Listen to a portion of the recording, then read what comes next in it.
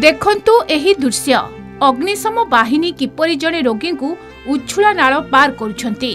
3 दिन हेला असुस्थ थिले केन्दुझर जिला बांसपाल ब्लॉक कार्दकला पंचायत तलडी साहिर सिपेई मुंडा।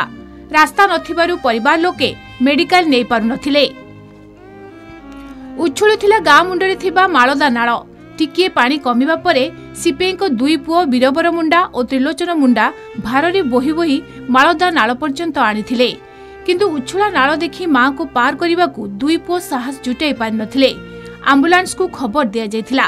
आम्बुलांस नाळर गोटे पार्श्वरे अटकिला, अन्यपटे थिले रोगी सिपेई। मझिरे उछुला माळदा नाळ खबर पाई बांसपाल अग्निशम बाहिनी घटनास्थल में पहुंचीथिले। गोटे स्ट्रेचर को दौड़ी रे बांधी सेथिरे रोगी सिपेई मुंडा को बसई अग्निशम कर्मचारी माने बढ़िला नाळ पार करथिले। नाळ पाखरु रास्ता खराब थिबारु पुणी बोही बोही आम्बुलांस पर्यंत सिपेई को निया जायथिला।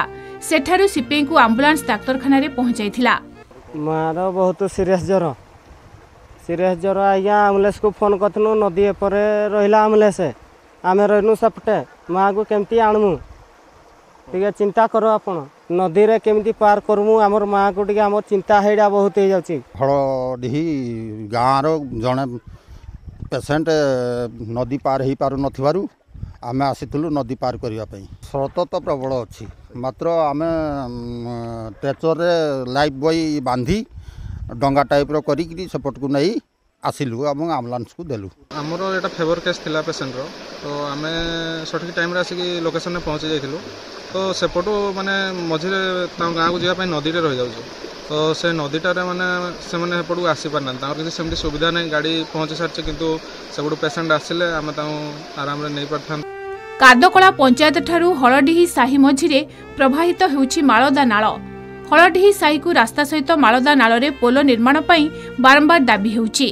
छात्र छात्री और गाँ लोक माने दौड़ी साहाय्य रे उछुला माळदा नाळ पार हेउथुबा खबर कलिंग टीवी रे किछि दिन पूर्वरु प्रसारण होइथिला।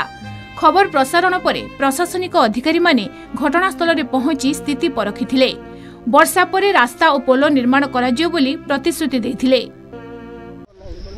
जल ही जीवन किंतु एठी जल पई बाजी लागि जीवन। आशा परिस्थितिर गंभीरता को देखि सरकार ए दिगरे खूब शीघ्र पदक्षेप नेबे। केउंझर बांसपाल हळडी साहिर दीपक बेहरा।